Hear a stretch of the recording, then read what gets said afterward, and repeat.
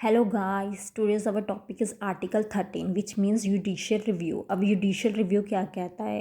ठीक है, आर्टिकल 13 का मेन ऑब्जेक्ट तो ये होता है कि ये हमारे फंडामेंटल राइट को सिक्योर कर सके। ठीक है, जो भी हमें फंडामेंटल राइट मिली है कि कोई उसे वायलेट ना कर पाए।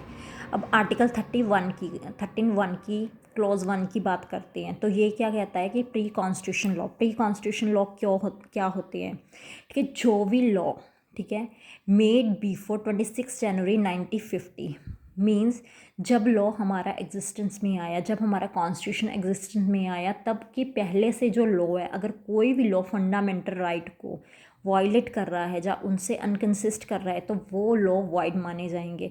मतलब कि उससे पहले से 26 जनवरी 1950 पहले से जो भी लॉ है उन्हें हमने देखना है कि वो हमारे फंडामेंटल के राइट को वायलेट तो नहीं कर रहे, तो फिर वो वॉइड हो जाएंगे। ठीक है, अब इसमें हम एक एग्जाम्पल के थ्रू समझते हैं। ठीक है, जैसे एजुकेशनल एक्ट की बात हो रही है।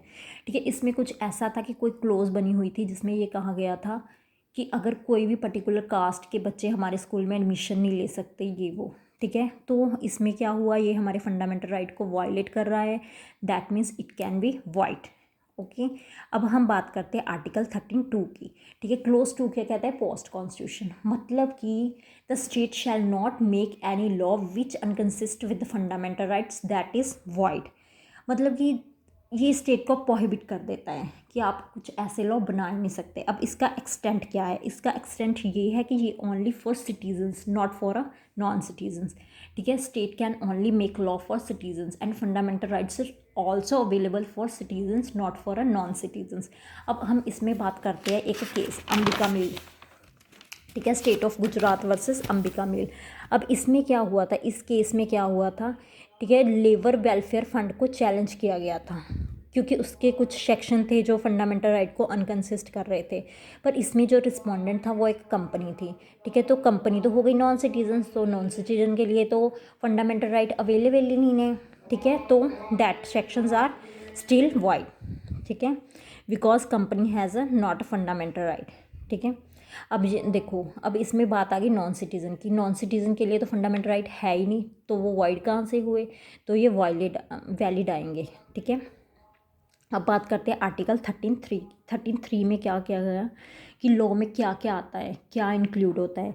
जैसे देखो, लॉ में इंक्लूड होता है audience, order by law, rules, regulation, notification, customs. ठीक है, usage have a force by law. मतलब कि देखो, इसमें एक क्वेश्चन ये भी अराइज होता है, आपको आ सकता है, जैसे यूजीसी नेट में आया था कि हाँ, लॉ में क्या क्या इंक्लूड होता है। वहाँ पे आपको 4 ऑप्शंस दी गई होंगी और क्या इंक्लूड नहीं होता। तो ये ध्यान से याद रखना कि क्या क्या इंक्लूड होता है, अच्छे से याद करके जाना। अब आर्टिकल 13(4) की बात करते हैं, ये मेन इंपॉर्टेंट। ठीक है, क्लोज है। अब ये क्लोज कब ऐड हुई थी? ये हुई थी 24th अमेंडमेंट 1971 के थ्रू। ठीक है, अब ये भी याद रखना है क्योंकि ये भी क्वेश्चन आता है कि हाँ जी, जो क्लोज 4 है वो कब ऐड हुई थी, कौन सी अमेंडमेंट के थ्रू? हमने याद रखना है 24th अमेंडमेंट के थ्रू ऐड हुई थी। अब आर्टिकल 13(4) क्या कहता है? ठीक है, ये कहता है कि कोई भी अमेंडमेंट अगर आर्टिकल 368 के थ्रू ऐड की गई है तो it can not be challenge under article 13 of the constitution. Either this amendment is इनकन्सिस्ट with the fundamental right.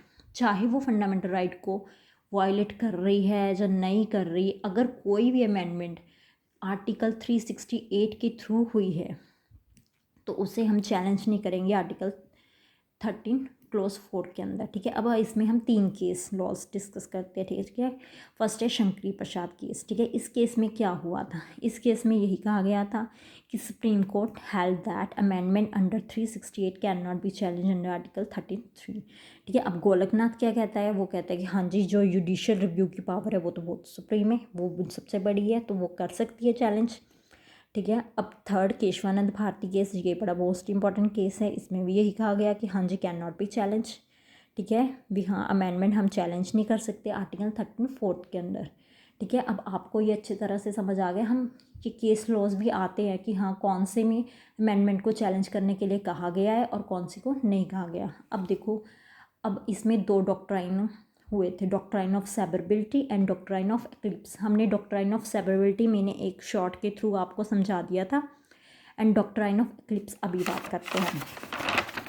ठीक है, अब फिर से पर मैं एक बार डॉक्ट्राइन ऑफ सेवरेबिलिटी आपको समझा देती हूँ। इसमें क्या हुआ था, सेवरेबिलिटी मीन्स टू सेपरेट, मतलब कि जो लॉज स्टैचू का जो भी एक्ट, जैसे कोई भी ऐसा कोई सेक्शन है जो वायलेट कर रहा है फंडामेंटल राइट को, तो हम कह देंगे कि वो एक्ट वॉइड हो जाएगा, पूरा स्टैचू नहीं वॉइड होगा। ठीक है, मतलब कि उस एक्ट को ही हम सेपरेट कर देंगे जो फंडामेंटल राइट को वायलेट कर रहा है। अब इसमें हम एक केस डिस्कस करेंगे, AK गोपालन वर्सेस स्टेट ऑफ मद्रास। इस केस में क्या हुआ था, जो article 14 of prevention detention act है ना, उसमें क्या गया था कि उसमें कहते हैं कि जो आर्टिकल 14 के थ्रू जिससे भी हमने डिटेन किया है वो रीज़न डिस्क्लोज करेगा कि क्यों किया है। तो ये क्या होगा, ये फंडामेंटल राइट को वायलेट कर रहा था हमारे, क्योंकि हम डिस्क्लोज करने पड़ेंगे, है ना, रीजंस की क्यों कैसे क्या हुआ। तो उन्होंने चैलेंज कर दिया कि हाँ जी, जो आर्टिकल 14 है वो तो फंडामेंटल राइट को इनकन्सिस्ट कर रहा है, तो ये वॉइड होगा। तो इसमें सुप्रीम कोर्ट ने ये हेल्ड किया कि हम पूरे एक्ट को वॉइड नहीं कर सकते, इसमें हम आर्टिकल 14 को वॉइड कर देंगे, मतलब कि उसे हम सेपरेट करके उसे वॉइड कर देंगे, बाकी सारा एक्ट क्या होगा, वो वैलिड होगा। ठीक है, अब बात करते हैं doctrine of eclipse. Eclipse means to hide. ठीक है, ये एक स्लीपिंग सेक्शन है, मतलब कि जो चीज़ फंडामेंटल राइट को अनकंसिस्ट कर रही है वो कुछ टाइम के लिए इनएक्टिवेट हो जाएगी। ठीक है, मतलब कि वो एक्टिव नहीं होगी, वो सो जाएगा कुछ टाइम के लिए। अगर कोई भी ऐसी अमेंडमेंट होती है जिसके थ्रू वो फिर से एक्ट फोर्स में आ जाता है, तो हम उस एक्ट को फिर से एक्टिव कर देंगे। समझ आया आपको, मतलब कि देखो जो चीज़ उसमें तो हमने देखो सेपरेबिलिटी में क्या कर दिया, सेपरेट कर दिया। इसके लिए इसमें क्या करेंगे, हम कुछ टाइम के लिए उसे हाइड कर देंगे, छुपा देंगे। जब वो कोई भी अमेंडमेंट के थ्रू वो कम इनटू फोर्स में आएगा तो हम उसे फिर से एक्टिव कर देंगे। अब इसमें भी हम एक Bikaji versus state of MP का केस पढ़ते हैं। इस केस में क्या हुआ था, कुछ सेक्शन थे जो मोटर व्हीकल एक्ट के थ्रू चैलेंज किए गए थे। ठीक है, जिसने कुछ एम्पावर दी होगी स्टेट को कि हाँ वो टेक ओवर कर सकते हैं इंटायर मोटर ट्रांसपोर्ट बिजनेस को। फिर उसके बाद क्या हुआ, जो 1950 के बाद कोई अमेंडमेंट आई तो उसने उसमें आर्टिकल 19 को वायलेट कर दिया। जब उसने 19 को वायलेट कर दिया तो हमने क्या कर दिया, उसे सेक्शन को हाइड कर दिया कुछ टाइम के लिए।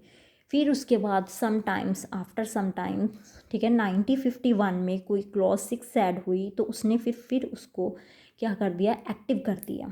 मतलब कि उसने कहा, कुछ स्टेट को पावर दे दी कि वो मोनोपोली कोई बिजनेस कर सकती है। तो इसमें स्टेट गवर्नमेंट ने, तो सुप्रीम कोर्ट ने क्या हेल्ड कर दिया, the effect of the amendment was to remove the shadow, मतलब कि जो सेक्शन हमने उसे शेडो दे के हाइड कर दिया था फिर वो फिर से क्या हो गया, फोर्सेबल हो गया। मतलब कि it becomes enforceable against citizens और non citizens. Okay, hope so guys आपको बहुत अच्छी तरह से समझ आ गया हो। अगर आपको वीडियो अच्छी लगी तो प्लीज़ लाइक एंड सब्सक्राइब कीजिए। Thank you.